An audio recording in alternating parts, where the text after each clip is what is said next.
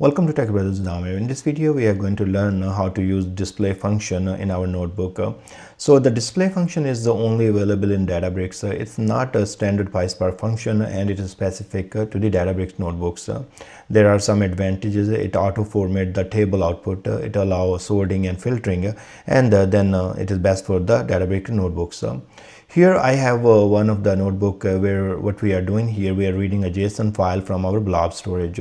So we have a blob storage container and blob storage name here, and after that what we have our container name, then we have SAS token for our authentication, and then we use build the file path, and from there we are configuring to use the SAS token, and finally we are reading the JSON file in the data frame, and now with the df show it will show us the results. So let's take a look here what the df show is going to return us.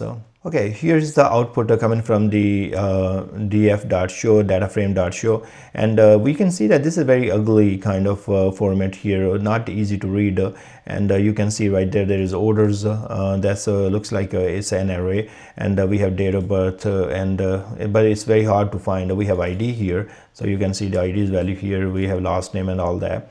Now with the df.display, we will have a lot more cleaner output. So I'm going to hide this one anyways, or we don't really need to see df.show. We have seen it enough, and now we are using df.display, DataFrame.display, and you see that it is showing us the address here. It is showing us the customer since date of birth, and it is showing us the email and the first name and everything, and then we have orders array here as well. So this is our struct type, address is struct type, and then we have normal columns, and then we have array of orders, and then we have phone number and everything.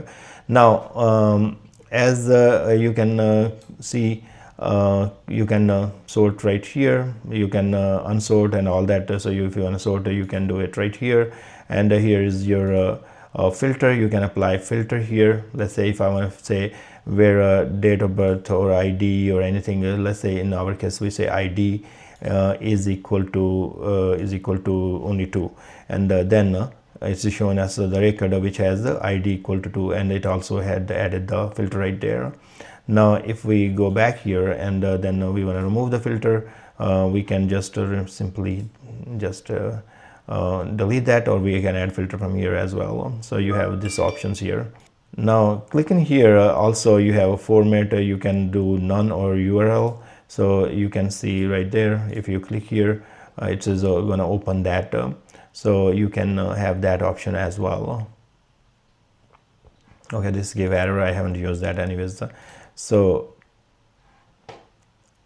now here is also like you have search. Let's say if I want to search for Los Angeles, so right there it highlighted that cell for me, and that's good. So it really help in case you want to see the records in the table. And then you have this is again the same filter what we have right there. You can add and just place that.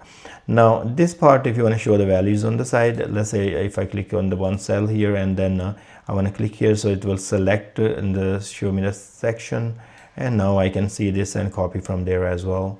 Now these are different features available, and now if we go back here, so you want to pin column, you can do that. You can copy column name if you want to do that. So that doesn't really come available in df.show. So those the kind of things are very hard here.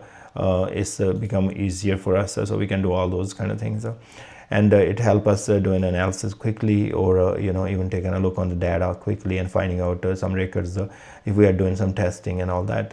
Yeah, overall it looks great when we are using a display function with our data frame, and we are showing all the contents of that data frame.